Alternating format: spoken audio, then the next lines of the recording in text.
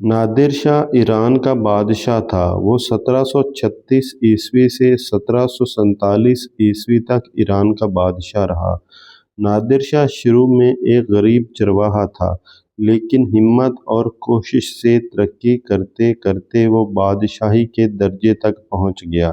نادر شاہ کا باپ امام قلی بیگ ایک خانہ بدوش چرواہا تھا، بھیڑ بکریاں پال کر گزارا کرتا تھا اور چارے اور پانی کی تلاش میں جا بجا پھرتا تھا۔ ایک دفعہ اس نے ایران کے ایک سرحدی گاؤں دستگرد کے قریب ڈیرا ڈالا۔ وہیں 1688 میں اس کے ہاں ایک بچہ پیدا ہوا۔ اس کا نام نادر قلی بیگ رکھا گیا۔ وہی خوش قسمت لڑکا بعد میں نادر شاہ کے نام سے مشہور ہوا۔ نادر قلی بڑا ہوا تو بھیڑ بکریاں چروانے میں اپنے باپ کا ہاتھ بٹانے لگا۔ اس زمانے میں ایران کی عام حالت بہت خراب تھی۔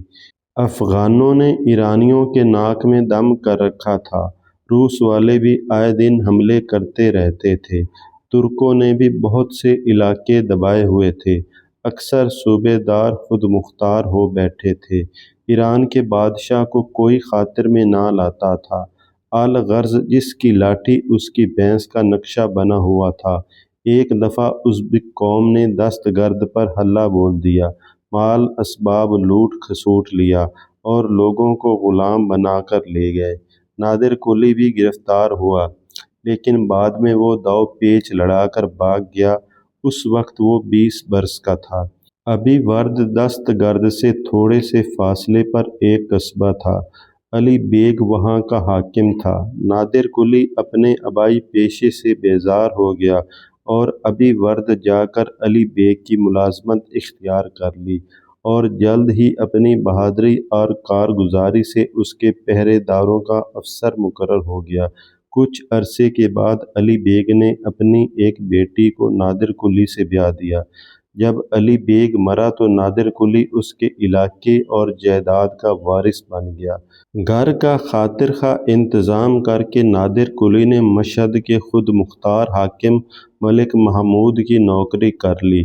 کچھ عرصے کے بعد اس نے ملک محمود کو مشہد سے نکال کر باہر کرنے کا ارادہ کیا اور چند سرداروں کو اپنا ہم خیال بھی بنا لیا، لیکن سازش کا بانڈا پھوٹ گیا اور وہ جان بچا کر ابھی درد بھاگ گیا۔ پھر ایک بڑے لشکر کے ساتھ ملک محمود پر حملہ کر دیا اور چند چھوٹی بڑی لڑائیوں کے بعد اسے مار بھگایا۔ نادر قلی کے اس کارنامے سے شاہ ایران بہت خوش ہوا اور اسے طہماسپ قلی کا خطاب دے کر دشمنوں کے قلع کماں کرنے پر مقرر کر دیا۔ نادر قلی نے افغانوں کے مقابلے میں بہت سے میدان مارے اور اپنی بہادری کا سکہ سب کے دلوں پر بٹھا دیا۔ طہماسپ شاہ کی خوشی کی کوئی حد نہ رہی۔ اس نے نادر قلی کو اپنی فوجوں کا سپہ سالار بنا دیا۔ اس کی مراد بر آئی۔ وہ ایران کے دشمنوں کا نام و نشان مٹا دینا چاہتا تھا۔ اب اس کے پاس کافی سپاہ بھی تھی اور سامان بھی۔ اس کی خدا داد جنگی قابلیت نے افغانوں کو بھاگنے پر مجبور کر دیا۔ روسی بھی اس کے مقابلے کی تاب نہ لا سکے اور اپنے وطن کو لوٹ گئے۔ اس نے ترکوں سے بھی ایران کے دبائے ہوئے علاقے واپس لے لیے۔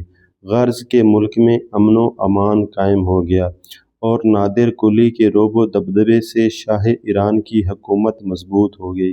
شاہ ایران حکومت کے قابل نہ تھا۔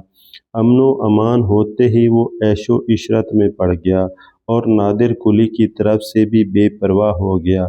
سلطنت کا انتظام پھر بگڑنے لگا۔ ایران کے سردار اس سے بیزار ہو گئے اور اسے تخت سے اتار دیا۔ پھر ایک جلسے میں سب نے یک زبان ہو کر نادر قلی کو اپنا بادشاہ مان لیا۔ وہ 1736 میں نادر شاہ کے لقب سے ایران کا بادشاہ بن گیا۔ قندھار پر ابھی افغان قابض تھے۔ ایک مختصر سے محاصرے سے نادر شاہ نے اسے سر کر لیا اور افغانوں کے تعاقب میں کابل کا رخ کیا۔ کابل میں ہندوستان کے بادشاہ محمد شاہ کی طرف سے ناصر خان صوبے دار تھا۔ اس نے نادر شاہ کی لشکر کی آمد کا حال سنا تو محمد شاہ سے امداد مانگی محمد شاہ عیش و عشرت میں پڑا ہوا تھا۔ اسے دن رات شراب و کباب اور موسیقی کے علاوہ کوئی کام نہ تھا اور محمد شاہ رنگیلا کہلاتا تھا۔ امداد تو درکنار جواب بھی نہ بھیجا اور نادر شاہ کابل پر چڑھ آیا۔ مرتا کیا نہ کرتا، ناصر خان نے اپنی تھوڑی بہت فوج سے مقابلہ کیا اور شکست کھائی۔